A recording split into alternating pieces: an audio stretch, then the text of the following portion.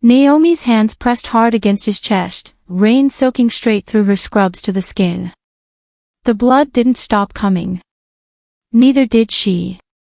His eyes found hers through the downpour, dark, unblinking, burning with something that had nothing to do with dying, and locked on.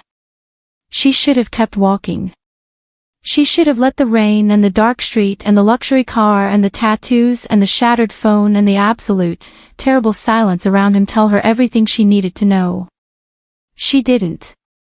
And that single choice, to stay, to kneel, to press her hands against a stranger's chest on a Gangnam street at midnight, unraveled everything she thought she understood about safety, about love, and about the price of being good in a world that doesn't always deserve it. If you've ever asked yourself how far one act of mercy can reach, stay with me. You will not believe where this ends. And while you're here, tell me in the comments, where are you watching from tonight? Her name was Naomi. And this was the night she saved the most dangerous man in Seoul. Her shift had ended at 11:52 p.m. She was running on 4 hours of sleep and hospital coffee. Her feet throbbed. Her shoulders ached with the particular weight of a double shift that had involved 2 emergencies, one family in crisis, and a colleague who had called out sick and left her to carry the floor alone. All she wanted was her apartment, a hot shower, and 10 hours of silence. The hospital exit let her out into Gangnam's back grid, a maze of service roads and narrow streets that ran parallel to the main boulevard. At this hour, most of it was quiet. She pulled her bag higher on her shoulder, tucked her chin against the rain, and chose the shortcut. 10 minutes faster. She'd taken it a dozen times. Nothing ever happened on that street. Until tonight. She heard him before she saw him. Not a shout, not a cry, something quieter and worse than either. A slow, labored exhale, the kind that cost something. Naomi stopped walking. The rain filled the silence after it. She told herself it was nothing. A drunk. A stray sound from an open window above. She took 2 more steps toward home. Then she turned around.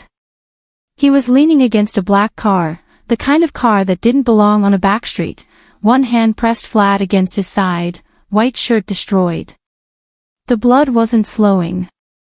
His phone lay in pieces on the wet pavement beside him. No one else on the street. No movement in the dark behind him. Just him, and the rain, and the particular stillness of a man using everything he has left simply to stay upright. Naomi's bag was off her shoulder before she finished crossing the street. She didn't think. Thinking would have stopped her. Her training moved her body while her mind was still catching up. Knees hitting wet concrete, hands pulling gloves from the side pocket of her bag, fingers finding the wound with the practiced efficiency of someone who had done this 100 times in fluorescent-lit rooms but never once like this, never here, never in the rain on a Gangnam backstreet at midnight with no one watching. Stay with me, she said. Professional reflex. The words nurses say. He didn't answer. He looked at her. That was the part she wouldn't be able to explain later. Not the blood, not the danger, not the fact that she had knelt beside a stranger in the dark without hesitating. The way he looked at her. Fully, completely, with a focus so absolute it felt less like being seen and more like being chosen, even then, even bleeding, even at the edge of something she couldn't name. His men arrived in a screech of tires and running footsteps. She stood to leave. His hand closed around her wrist. Not hard. Just certain. Your name. Naomi, she said. She still doesn't know why. She walked away quickly and didn't look back. Behind her, in the rain and the neon and the chaos of his men finally arriving too late to matter, Kim Young-kun watched her go. And did not look away until she disappeared. The facility had no name on any door and no address in any system. The doctor who worked there asked no questions and kept no records, which was precisely why Young-kun's organization had been paying his salary for 11 years. By 4 a.m., the bullet was out. By 6 a.m., the wound was closed. By 8 a.m., young Kuan was sitting up against the pillows, shirt gone, chest bandaged, issuing instructions to 3 different people on 2 different phones with the focused calm of a man who had simply refused to let last night be the last night. Seo came in when the others left, closing the door behind him with the careful quietness of someone carrying difficult news in both hands. He had already found her. Of course he had, that was what Seo did, and he was very good at it. A nurse. St. Myra's International Hospital. Nigerian-born, Seoul resident, for years in the country, exemplary record, visible enough that her absence would be noticed and her silence could not be guaranteed. The protocol in situations like this was not complicated. Young Kuan let him finish. Then he said, "No." Seo's expression didn't change, but something shifted behind his eyes. "Boss.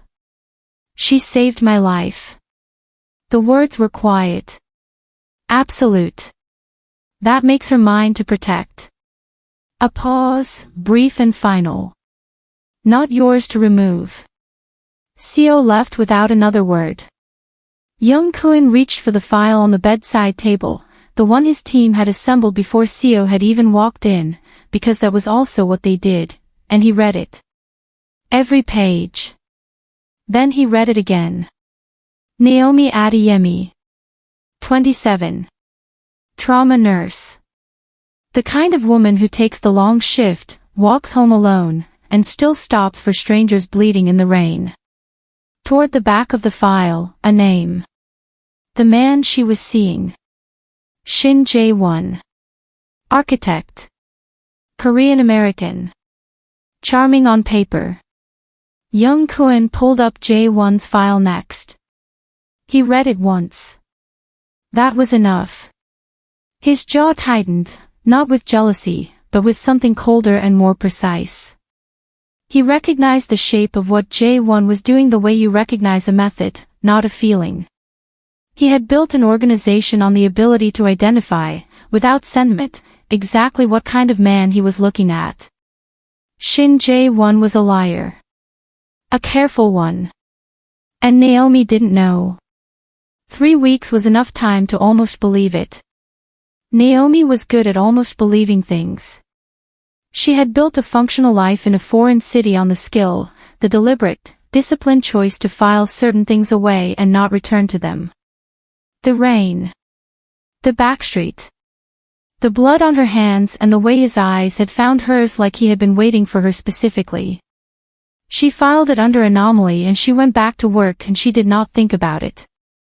Mostly. The donation announcement came on a Tuesday morning, read aloud at the all-staff briefing by a visibly pleased administrator. Full wing renovation. New imaging equipment. An endowed scholarship fund designated specifically for international nursing staff. The largest single gift in the hospital's 12-year history, from a private holding company whose name meant nothing to anyone in the room. It meant nothing to Naomi either. Not then. He arrived on Thursday. She heard the shift in the corridor before she saw the cause of it, that particular change in atmosphere when someone commands a room without trying, when the air in a hallway rearranges itself around a presence. She looked up from her patient chart. Kim Young-kun was standing 40 feet away. Suited. Unhurried. Flanked by 2 men whose eyes moved constantly and whose mouths did not. He was being guided through the east corridor by the chief administrator, who was gesturing at infrastructure with the eager energy of someone very grateful for something very large. Naomi went completely still. He turned his head, not searching, not scanning. Directly. As though he had known exactly which corridor she would be standing in before he walked through the door. His gaze found hers across the crowded hallway and held it for 3 full seconds. Then he nodded once, small, private, like the confirmation of something only he knew, and returned his attention to the tour. He didn't approach her. He didn't need to. Naomi stared at her chart for the rest of the shift and absorbed nothing written on it, which had never once happened in 4 years of nursing. She was furious at herself for that. Almost as furious as she was at the part of her chest that had felt, in those 3 seconds, something dangerously close to relief. Dr. Kwan's office was on the 4th floor, all clean lines and quiet authority, the kind of room that had absorbed decades of difficult conversations and showed none of them. She was already seated when Naomi arrived, 2 cups of tea on the desk, which was the first sign that this was not a routine meeting. Dr. Kwan did not do small talk. She closed the door, gestured to the chair across from her, and waited until Naomi had sat before she spoke. The donation, she began, was not philanthropy. Naomi wrapped her hands around the tea she didn't intend to drink. Dr. Kwan had spent 30 years building St. Myra's from an underfunded clinic in a forgotten district into something that mattered. She had done it through a precise and unsentimental understanding of how this city actually worked, not the official version, but the real one, the one that ran underneath. She had cultivated relationships accordingly. Which was how she knew, within 48 hours of the wire transfer clearing, exactly where it had come from and why. He didn't donate to this hospital, she said carefully. He invested in access to you. The room was very quiet. Kim Young-kun is not someone you report to the police. She said it plainly, without drama, a fact, not a warning. He is woven into this city at a level that makes official channels not just useless but potentially dangerous to the person who tries them. She paused, her eyes steady on Naomi's face. But I want you to understand something. He is not, in my assessment, the most dangerous thing in your life right now. Naomi opened her mouth. Dr. Kwan slid an envelope across the desk before she could speak. This arrived with the donation paperwork. I didn't open it. A brief pause. I believe it was meant for you. Naomi took it. She waited until she was in the stairwell, 3 floors down, completely alone, before she opened it. Inside was a single sheet of paper. One typed line. The man you trust is not who he says he is. I can show you. Or you can find out the hard way. K. Naomi read it twice. Then she stood very still in the stairwell and listened to the specific silence of something she had been not quite knowing for longer than she wanted to admit. She called him the same night. Not because she had decided to, because she couldn't not. The number Dr. Kwan had written on the back of a plain card was answered on the second ring. Naomi didn't give him a greeting. She told him she wanted to know what the note meant and she wanted to know in person, somewhere public, somewhere of her choosing, and if he had a problem with any of those conditions he could consider the conversation finished before it started. He said, Itaewon. The rooftop cafe on the corner of Usadenaro, tomorrow, 2 o'clock. I'll find it, she said, and hung up first. He was already there when she arrived. Seated at a corner table with his back to the wall and the whole rooftop visible from where he sat, which she suspected was not an accident. He stood when he saw her, a small, unhurried gesture, old-fashioned in a way she hadn't expected, and waited until she'd sat before he did. She had prepared for threatening. She had prepared for charm, for the performance of danger softened just enough to be persuasive. She had not prepared for this, a man who spoke quietly and directly, who did not fill silence with unnecessary words, who looked at her like he was paying attention to everything and performing nothing. He told her he wasn't going to show her what he'd found about J1. Not yet. You need to see it yourself, he said. If it comes from me first, you won't trust it. You'll find a reason to disbelieve it. He looked at her steadily across the table.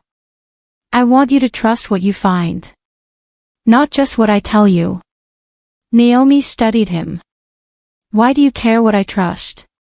He didn't hesitate. Because you were kind to me when you had nothing to gain from it. I haven't forgotten that. She left 10 minutes later without touching her coffee. On the walk home she called J1. It rang out. He called back 2 hours later, easy and apologetic. Work ran long, terrible timing, you know how it is. She said she understood. She noticed, quietly and without drama, that she didn't ask where he'd been. And that somewhere underneath that, she already knew she should have. The footage ran to 43 minutes. Young Kun watched all of it. His team had been thorough, they always were. Time-stamped, cross-referenced, geographically mapped. A month of Shin Jae-won's actual life, assembled with the cold precision of people who did this professionally and felt nothing about it. Young Kun watched it alone, in his study, the room dark except for the screen. The second apartment was in Mapo. Registered under a company name that dissolved cleanly into a series of holding structures if you followed it casually, which most people would. The woman who met Jae-won there on Tuesday and Thursday evenings had been seeing him for over a year. She had a drawer in the apartment. A key on her keychain. The particular ease of someone who believes she is the one being chosen. Naomi had a standing dinner reservation with him on Saturdays. She had a drawer too, probably. She just didn't know what she was sharing it with. Young Kun closed the laptop when it was finished and sat in the dark for a while. The feeling that moved through him wasn't one he had a clean name for. It wasn't jealousy. He had known jealousy, and this was something different, something with a colder temperature. It was the specific, quiet fury of watching someone be deceived by a person who had calculated exactly how much attention it took to keep her from looking too closely. It was the recognition of a method. And underneath it, something that surprised him slightly, the desire to make sure she never felt this particular thing again. He picked up his phone and called Seo. Find out if there's a public event in the next 2 weeks where both Naomi and Jae-won would be present. Seo came back to him in 20 minutes. A hospital gala. 3 days out. Han River event space. Jae-won was on the guest list. Naomi would be attending in a professional capacity. Young Kun was already on the list as lead donor. He stared at the ceiling for a long moment. Don't do anything, he said quietly. Just make sure I'm there. The Han River was black and glittering beyond the glass walls, and the room was full of people Naomi saw every day under fluorescent light, cleaned up and unfamiliar in formal wear. She had been performing composure since 7 o'clock. By 9 she had it down to something almost convincing. Jae-won arrived at 9:15, apologetic and easy, the way he always was when he was late, a kiss on her cheek, a hand briefly at her waist, a smile that she had spent 2 years believing completely. Then someone called his name from across the room and he was gone, absorbed into a cluster of colleagues, and Naomi turned back to the bar and asked for water. She wasn't looking for anything. She was just standing there. The corner of the room near the east windows was quieter than the rest, a small gravity of its own, 2 people angled slightly away from the crowd. Naomi's eyes passed over it and then returned, the way the eye returns to something it has already registered but the mind hasn't caught up to yet. Jae-won. A woman she had never seen. Close enough that their conversation had a shape to it, a particular geometry that had nothing to do with professional courtesy. Naomi set her glass down. She crossed the room without deciding to. She was close enough to hear him say the woman's name, quietly, with a softness that she recognized, because he had used it on her, and now she understood what it actually meant when he did. He saw Naomi half a second too late. What followed was not loud. That was the worst part. It was quiet and complete and entirely visible to everyone in the room, Jae-won's explanation dissolving into itself, the woman going still and pale, the moment where Naomi understood with total clarity that both of them had known, and she was the only one who hadn't, and had been for a very long time. She didn't cry. She didn't raise her voice. She turned and walked toward the exit. Young Kun was standing near the door. He said nothing. He simply turned when she reached him and walked out beside her, matching her pace exactly, and she did not tell him to stop. The days after the gala were the quietest she had lived in years. Naomi took leave. She didn't explain it beyond the form she filed, and no one at St. Myra's asked, Dr. Kwon approved it within the hour, which told her the older woman understood more than she had said. She kept her phone on but answered selectively, which in practice meant almost not at all. She wasn't ready for anyone's voice yet. She needed the particular silence of being alone with something true and sitting with it until it stopped feeling like it was going to break her. She was methodical about grief, the way she was methodical about most things. She went back through 2 years of small moments and looked at them honestly, without the protective distortion of having loved him. She found the pattern quickly once she was looking for it. She was not stupid. She had simply been trusting, which she was beginning to understand was a different thing entirely. On the third day, a delivery arrived. No note. Jollof rice from a Nigerian restaurant across the city, still warm, with the kind of specificity that meant someone had looked up what she would actually want rather than guessing. She sat on her kitchen floor and ate all of it. She didn't thank him. He didn't require it. Young Kwon, in those same quiet days, did something that would have surprised anyone who knew him. He called in a favor with Dr. Kwon, not to gather information, not to position anything. Simply to sit across from a woman he respected and say, with a plainness that cost him something, I have never wanted anything the way I want her to be okay. And I don't know what to do with that. Dr. Kwon studied him for a long moment in the way she studied most things, thoroughly, without rushing to a conclusion. Then she spoke. Not about strategy.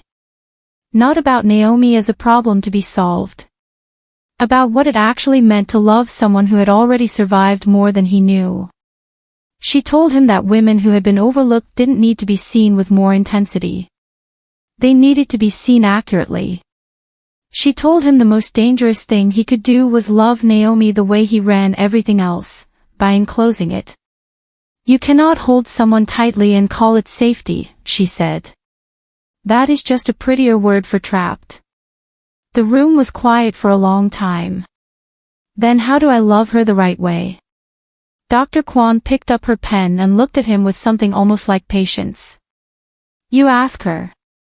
She called him on a Tuesday morning, 10 days after the gala, when the grief had settled from something acute into something she could carry.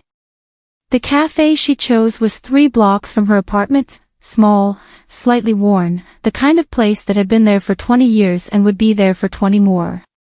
Bad overhead lighting. Good coffee. No one who would recognize either of them or care.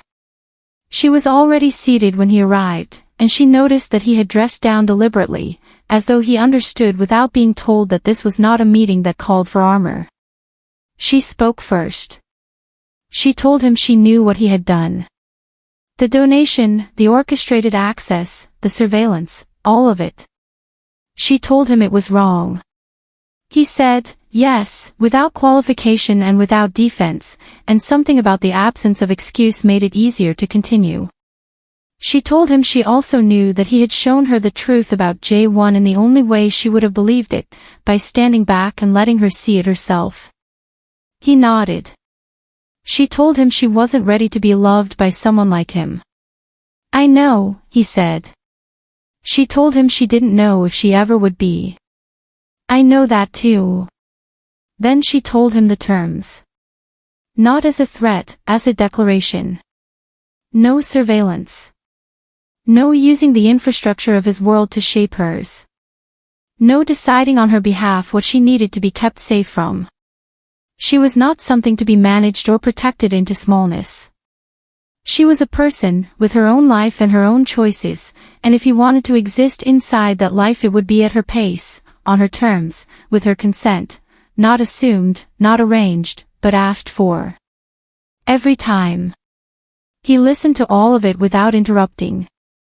When she finished, he looked at her across the narrow table with the same absolute attention he had given her on a rain-soaked street when she had pressed her hands against his chest and chosen to stay. Those are fair terms, he said. I can't promise I'll always get it right. I'm not asking for perfection. She held his gaze. I'm asking for honesty. He extended his hand across the table. Deliberate. Unhurried. Not romantic, something more serious than that. Something that understood its own weight. She looked at it for a long moment. Then she took it. Outside, Seoul moved the way it always did, indifferent, luminous, relentless. Inside a small unremarkable cafe with bad lighting and good coffee, two people chose, carefully and without illusion, to try. That is where the story ends. Not with a promise. With a choice. For the first time since that rainy street in Gangnam, it was entirely hers.